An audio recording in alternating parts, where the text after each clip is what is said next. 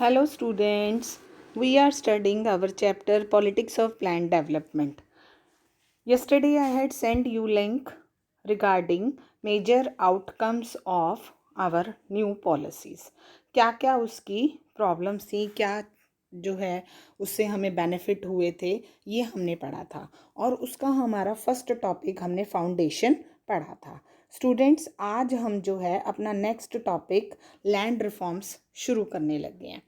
Land reforms मतलब कृषि में जो सुधार थे in the agrarian sector this period. ये जो पीरियड था इसने कई प्रमुख प्रकार की चुनौतियों का या भूमि सुधारों का दर्शन किया था, सामना किया था, देखे थे क्या क्या हो रहा था, कौन कौन से मोस्ट इम्पॉर्टेंट सुधार हुए थे। और इसमें सबसे इम्पॉर्टेंट और सक्सेसफुल जो एक कोशिश थी वो थी एबॉलिशिंग ऑफ ज़मींदारी सिस्टम। क्योंकि यह जो सिस्टम था ये it was happening in our country this, ये कब से था? अंग्रेज़ों के टाइम से चला आ रहा था।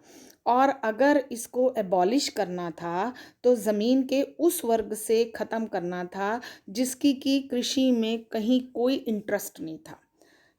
और ये जो था also reduced the capacity of the landlords to dominate politics. और जो जमींदार थे, क्योंकि उनके पास ज़मीन थी ज़्यादा, तो उनका राजनीति में भी बहुत अधिक प्रभुत्व था। और attempts to consolidation of land जो था उसकी वजह से क्या हुआ, ज़मीन को छोटे छोटे टुकड़ों को एक साथ करने में काफ़ी कोशिश की गई ताकि क्या हो सके, viable for agriculture were also Fairlie successful. ज़मीन के जो छोटे टुकड़े किए और उससे इकट्ठे से खेती की जा सके, आसानी से सुविधाजनक हो सके। और जो सरकार की ये कोशिश थी that was also very successful. Land reform की दो और जो रिफॉर्म्स थे उनमें से भी दो चीज़ों को थोड़ी कम सफलता मिली। इसके लिए कानून भी बनाए गए और यह भी कहा गया कि कोई व्यक्ति मच एग्रीकल्चरल लैंड जो है 1% को डोन, एक व्यक्ति कितनी भूमि रख सकता है और एक्सेस में कितनी हो सकती है। तो इन्होंने क्या किया, जो टेनेंट्स थे, सिमिलरली द टेनेंट्स जो भूमिहीन लोग थे उस पर काम करते थे, उनको great larger security against eviction मिल गई। और उसी तरह से ज़मीन बटाई पर जो बो रहे थे उनको भी ज़्यादा कानूनी सुरक्षा मिल गई। लेकिन इसके ऊपर बहुत कम जगह इम्प्लीमेंट हुआ, बहुत कम जगह अमल हुआ। अब क्या था कि it was not easy to turn these well meaning policies on agriculture into genuine and effective action. इसको वास्तव तरीके से लागू करना बहुत आसान नहीं था। अगर इसको लागू किया जाता तो it was better for agriculture और खेतीहर जनता जो थी उसको भी बड़ा फ़ायदा होता। लेकिन this could happen only if the rural landless poor were mobilised. यह तभी पॉसिबल हो सकता था जो गांव के लोग, रूरल लैंडलेस लोग जो हैं वो भी सरकार के साथ एकजुट हो जाएं, मोबिलाइज हो जाएं। लेकिन land owners were very powerful और जो जमींदार लोग थे वो बहुत अधिक प्रभावशाली थे, राजनीति में भी उनका दबदबा था। इसलिए जितने भी सुझाव दिए गए, मैनी प्रपोजल रखे गए लैंड रिफॉर्म्स के, या तो वो उनके मतलब पूर्ण तरह से वो लागू ही नहीं हुए, या फिर अगर हुए तो राजनीतिक नेताओं का उसमें इंटरफेरेंस रहा था।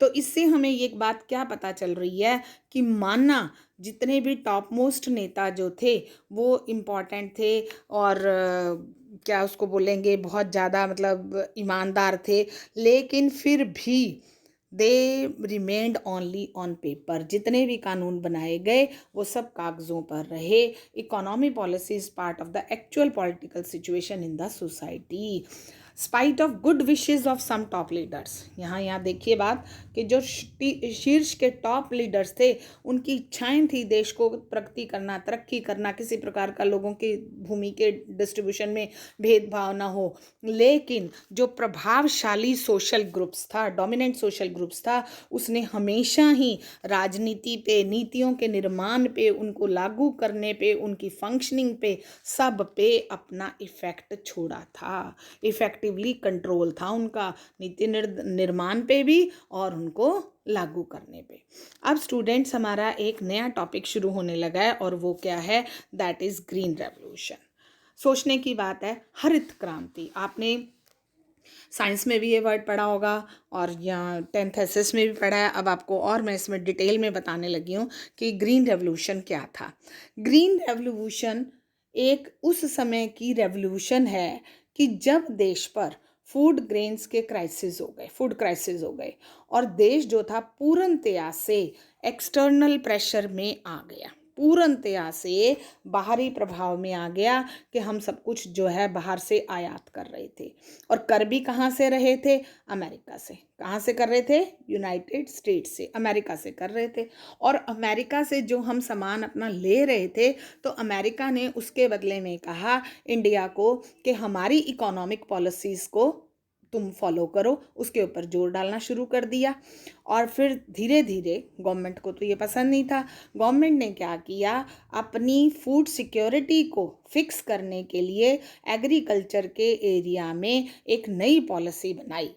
वो पॉलिसी क्या थी कि जो एरियाज कृषि के क्षेत्र में पिछड़े हुए हैं उनको ज़्यादा फैसिलिटी दी जाए। और लेकिन ऐसा देने से क्या हुआ कि जो पहले पिछड़े हुए थे उनको फैसिलिटीज़ दी तो वो पिछड़ते ही चले गए। तो सरकार ने प्लान किया कि चलो ऐसा करते हैं, जो एरिया प्रॉस्परस हैं, इरिगेशन फैसिलिटीज़ हैं, जहाँ के किसान थोड़ा सा एजुकेटेड हैं, जहाँ पर फैसिलिटीज़ पहले से ही बहुत ज़्यादा हैं, उनको कुछ और रिसोर्सेज दी जाएं। और रिसोर्सेज भी किस तरीके के ये दिए जाएं, सब्सिडाइड प्राइस दिए जाएं उनको, जो है नए सीड्स के किस्म के एग्रीकल्चरल प्रॉस्परसनेस लेने के लिए। और साथ साथ उनको ये कहा जाए कि पेस्टिसाइड्स हैं और केमिकल्स हैं, बेटर इरिगेशन फैसिलिटीज़ हैं, ताकि so that they can improve their agricultural conditions. और इससे क्या हुआ, सरकार को एक गारंटी मिलने लगी कि ऐसा लगता था कि मे बी पॉसिबल अब फूड ग्रेन्स बढ़ जाएंगे, इंक्रीज हो जाएंगे। इसके साथ साथ सरकार ने किसानों को एक गारंटी भी दी कि what ever your production will be, सरकार उसको सारी को एक निर्धारित मूल्य पर, फिक्स प्राइस पर खरीद लेगी। और यहाँ से इस घटना की शुरुआत हुई जिसको कि ग्रीन रेवोल्यूशन का नाम दिया गया, दोबारा से बता रही हूँ, जिन एरियाज पहले से ही, जो एरियाज प्रॉस्परस थे, उन पे सरकार ने और रिसोर्सेज इंप्लीमेंट किए और साथ में उनको ये कहा कि वट एवर योर प्रोडक्शन, उसको सरकार खरीद लेगी, जिससे कि ग्रीन रेवोल्यूशन का जन्म हुआ। लेकिन इससे क्या हुआ कि जो प्रॉस्परस किसान थे या बड़े बिग लैंडलॉर्ड्स थे, उनको बहुत ज़्यादा फ़ायदा हुआ। इसके साथ साथ कृषि की जो टाइप्स थी उनमें भी बहुत अधिक फ़ायदा हुआ, और specially in the field of wheat आप जानते हैं हमारे देश की फूड क्रॉप है। और इससे क्या हो गया, वीट के क्षेत्र में ज़्यादा वृद्धि होने से देश के अंदर फूड ग्रेन्स जो है अवेलेबिलिटी हो गई, raised the availability of food in the country, but increased polarisation between classes and regions. लेकिन समाज के अलग अलग एरियाज के बीच में, कैटेगरीज के बीच में पोलराइजेशन, ध्रुवीकरण हो गया। कैसे हुआ कि पंजाब, हरियाणा, ये देखिए Punjab, Haryana and western UP जो थे, बिकेम एग्रीकल्चरल प्रोस्परस। ये एरियाज बहुत समृद्ध हो गए, जबकि बाकी इलाके जो थे वो खेती के मामले में बैकवर्ड ही रहे। और साथ साथ ग्रीन रेवोल्यूशन के दो और प्रभाव हुए। ग्रीन रेवोल्यूशन के हैड टू अदर इफेक्ट्स। कौन सा? One was that in many parts, एक तो कई हिस्सों में हुआ जिसमें कि गरीब किसान और भूस्वामियों के बीच में अंतर बहुत ज़्यादा हो गया, लैंडलॉर्ड्स और पुअर पीजेंट्रीज के बीच में।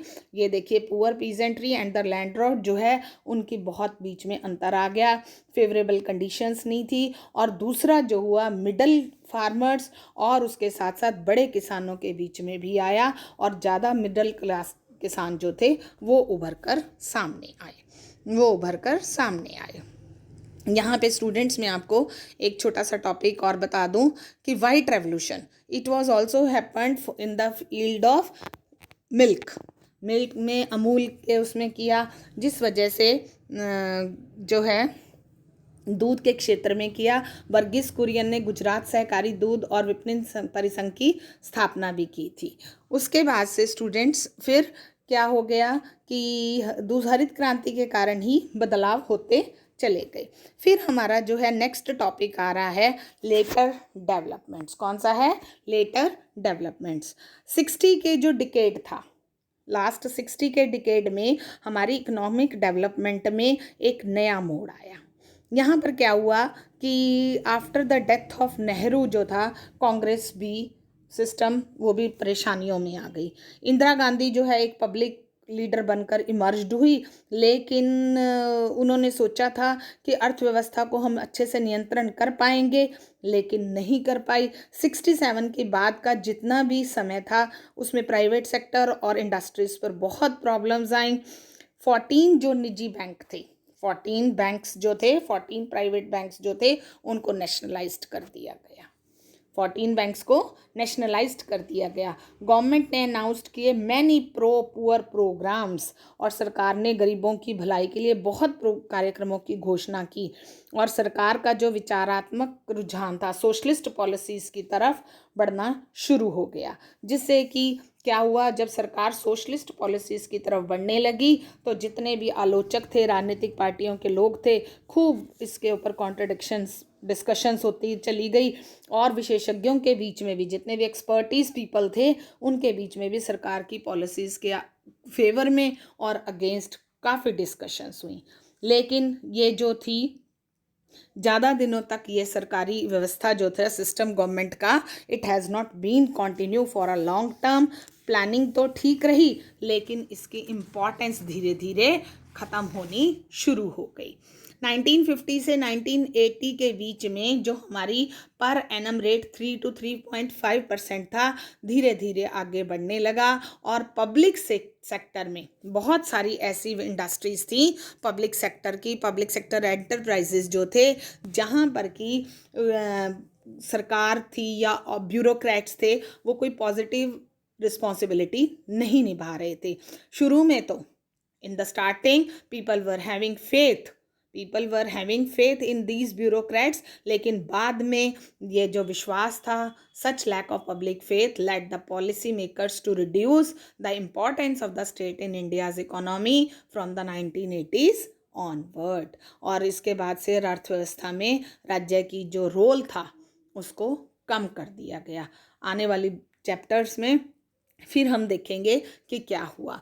अब आप स्टूडेंट्स इस कार्टून को देखिए कि ये देखो, एक व्यक्ति खड़ा है, थर्ड प्लान बोला गया उसको, नाम जो है व्यक्ति का नाम थर्ड प्लान दिया, और बहुत लोग नाव में सवार हैं और उनको ये कह रहा है कि हम आगे बढ़ रहे हैं, वी आर असेंडिंग, और जल्द ही soon we will be above hunger and want. जो हमारी इच्छाएं हैं, भूखमरी है, जो हमारे अभाव हैं, उनसे हम पार पा लेंगे। तुम थोड़ी सी देर ऐसे करो, कुछ स्नैक्स ले लो, कुछ चने चबा लो।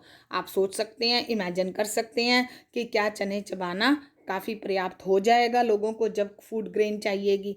तो इस तरीके से ये हाल था। थर्ड प्लान स्लो गति से चल रहा था, और जो कि लोगों की फूड ग्रेन की प्रॉब्लम्स को दूर कर पाने में सक्षम नहीं था। तो स्टूडेंट्स, यहाँ हमारा चैप्टर आज ख़त्म हो जा रहा है, politics of planned development, 5th part. Thank you students, have a nice day.